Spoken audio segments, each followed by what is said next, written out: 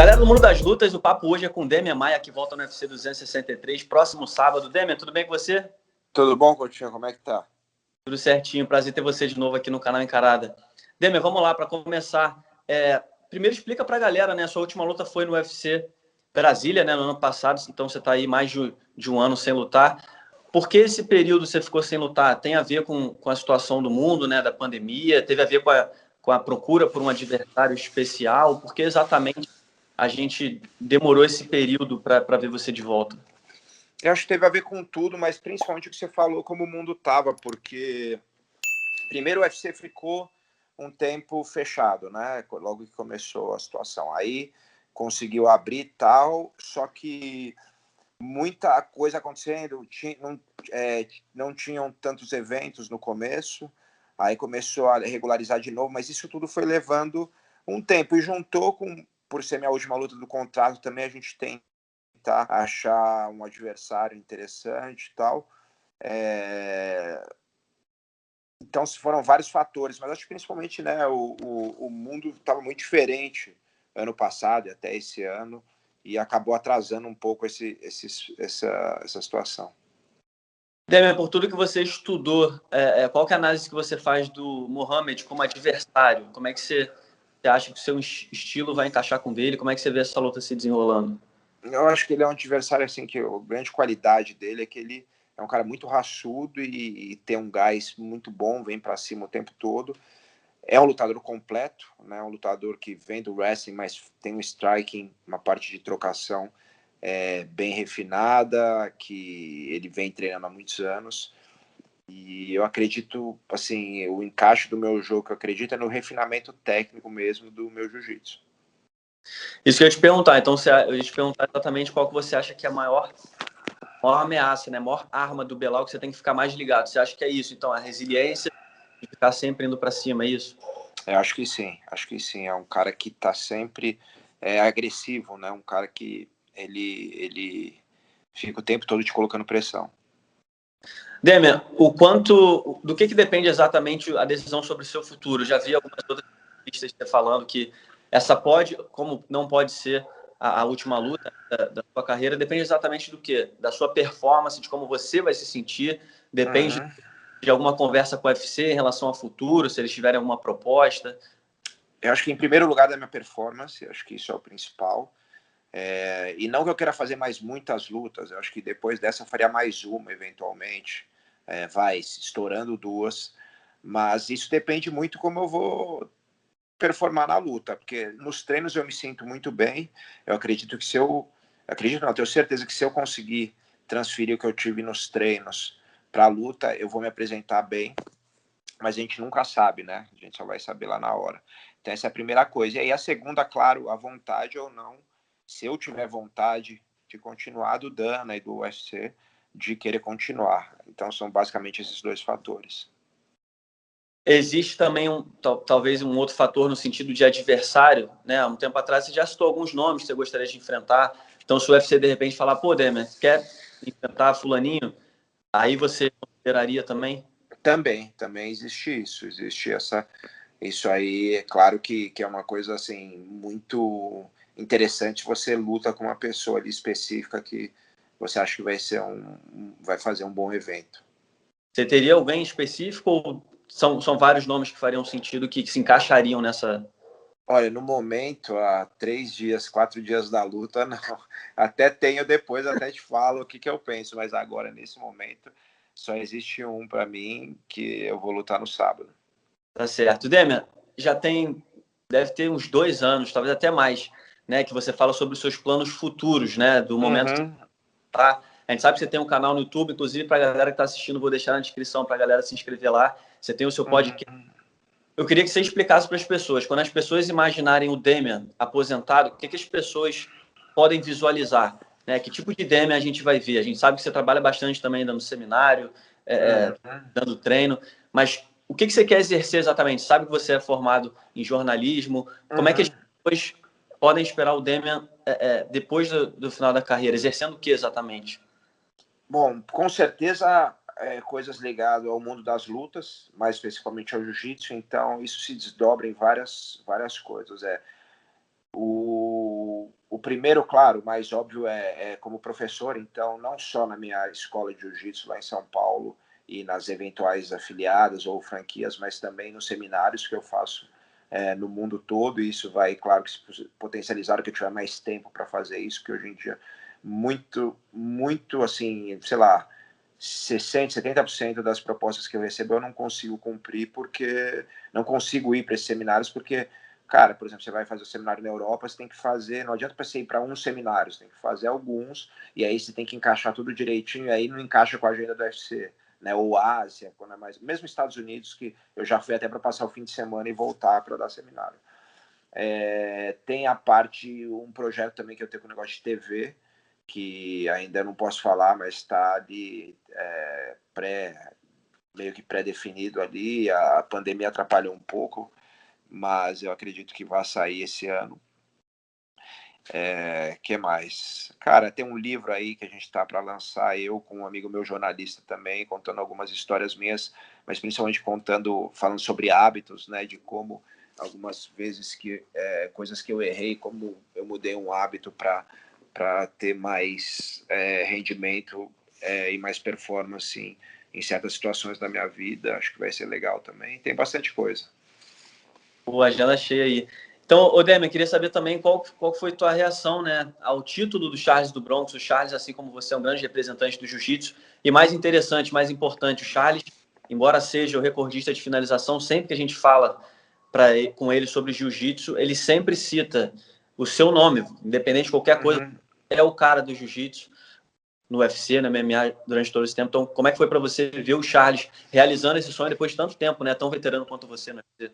Cara, foi muito bom. Acho que eu admiro muito ele demais, porque ele, como você falou, ele é um veterano, um cara que está aí há 11 anos já. Eu estou há 14 no UFC, ele está há 11 anos. Então, ele tem uma consistência que eu acho que é dos hábitos mais importantes. Qualquer um quer ter sucesso,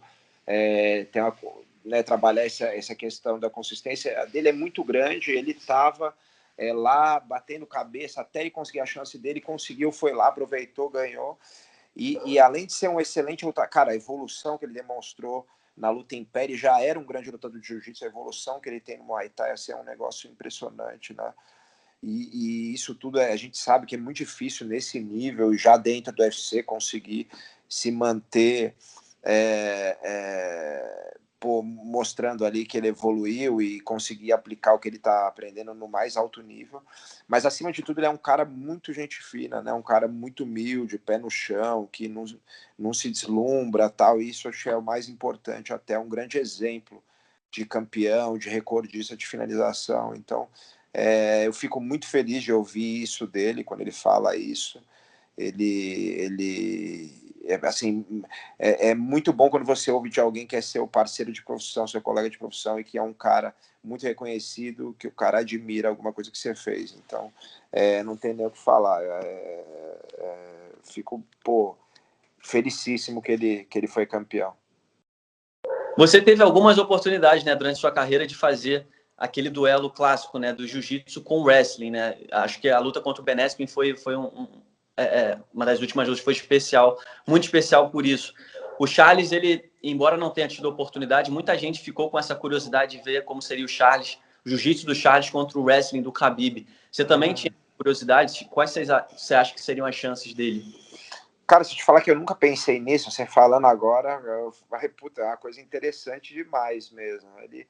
Cara, o Charles, ele é perigosíssimo, ele é um finalizador, assim, diferente do meu jogo, que é um jogo mais de fundamento, de ganhando posição até acabar finalizando porque o adversário não tem como sair dali. O Charles, ele é um cara que ele tem uma coisa muito boa também, que ele tem finalizações ali, variações de finalização de bote, assim, que são muito perigosas. Então, assim, em primeiro lugar, ele é um perigoso para qualquer lutador, mesmo para um grappler. E ele tem uma outra coisa que a parte dele em pé melhorou muito, evoluiu demais. Ele tem uma coisa muito boa, por exemplo, que eu não tenho. Ele pega, então onde ele coloca a mão, ele é capaz de nocautear muitas vezes. Isso aí é muito bom. E muito comprido também, né? Muito alto, tem uma envergadura. É uma luta duríssima para os dois, cara. Acho que não. Assim, se você falar para mim, sinceramente, sem amizade, sem patriotismo, quem vai ganhar, eu não sei, cara. É uma luta duríssima para os dois. Demer, você consegue fazer uma autocrítica do porquê? É claro, além de ser um representante do jiu-jitsu, ter tantas finalizações, mas você é quase que uma unanimidade, né? A gente tem aí Jacaré, Durinho, o próprio Charles, caras que representam muito bem o jiu-jitsu, mas você consegue fazer uma autocrítica do porquê você se tornou esse cara que é unânime, tem a ver com postura, com a disciplina, com a mensagem que você passa? Por que você acha que você é tão forte nesse sentido? Eu acho que tem a ver com, lógico, com a postura, com a mensagem, eu estou sempre falando sobre o jiu-jitsu, e por acreditar aqui, com sinceridade, porque não adiantaria nada eu falar, cara, eu acredito no jiu-jitsu, eu vou lá, não sei o que, jiu-jitsu, e eu chegar lá e não fazer o que eu acredito, entendeu? Que é o quê? Não fazer o jiu-jitsu, né? E eu chego lá e eu faço o jiu-jitsu, o cara sabe que eu vou fazer jiu-jitsu, ele sabe que ele vai ganhar ou perder de mim, mas vai ter que lutar jiu-jitsu, ou pelo menos ter que se defender do jiu-jitsu.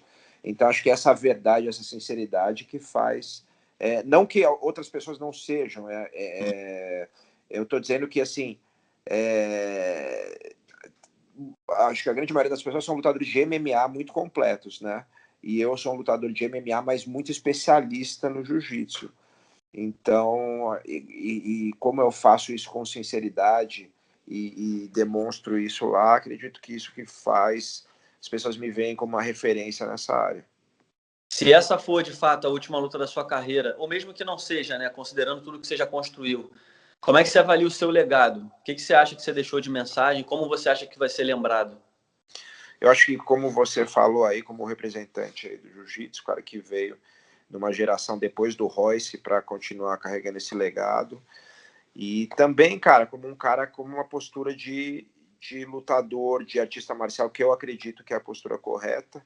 Nada contra quem não acredita nisso, mas assim, um cara que sempre lutou acreditando em certos princípios, e eu não mudei de acordo com a situação. Eu não mudei porque eu achava que eu ia me dar melhor se eu mudasse o jeito de ser. Eu sempre falei, eu prefiro, se não tiver que me dar bem, entre aspas, tiver que sofrer consequências por causa disso, fazer o que eu acredito, do que fazer algo só porque eu acho que vai ser melhor para minha carreira. Não pensa dessa maneira. Não que eu não acho que as pessoas possam mudar de opinião e mudar e acreditar numa coisa e depois nos outros acreditar em outra, mas o que eu acho que eu não aceitaria seria mudar de acordo com o que é interessante para você agora ou não, mudar seus princípios de acordo com a onda, sabe? Isso aí, graças a Deus, eu nunca fiz, e eu sei que as pessoas vão lembrar de mim por isso também, mesmo sem saber. Demi, antes de finalizar, queria te perguntar também, você já está há tanto tempo no UFC, você viu, você é de uma geração diferente, já viu tantos lutadores passarem e trabalharem junto com você. Hoje em dia, o Brasil tem 4 cinturões, né? Depois de muito tempo, a gente voltou a ter 4 cinturões no UFC. Quando você olha para essa nova geração, os novos nomes, você sente que está em boas mãos? Você vê, de fato, nomes tão fortes, com um potencial tão grande quanto os do seu tempo? Eu acho que o jiu-jitsu, acho que o Brasil sempre vai ter um celeiro muito grande, lutador, muita gente boa, só que existe um problema ainda com a liga UFC, né, pensando como liga, como a NBA, NFL, que ela não tem organização de criar base. Então, o que acontece é, cara, quem está mais perto aqui do polo, né, nos Estados Unidos, conhece as pessoas indiretamente. Putz, você conhece alguém, conhece o Sean Shelby, que conhece o Mick Maynard, que conhece o Dana. Tipo, fica mais fácil você conseguir se inserir nesse ambiente de alta competitividade que é o UFC. E quem está no Brasil ou em outros países, às vezes, né, tem mais dificuldade. Eu acho que isso vai ser resolvido quando existir uma divisão de base, sabe? Como tem no futebol, como tem outras coisas, tipo assim, alguns eventos de acesso ao UFC, porque aí você vai ter a oportunidade de crescer aos poucos. Enquanto não for feito isso, acho que o esporte vai estar muito focado e muito concentrado na mão dos Estados Unidos.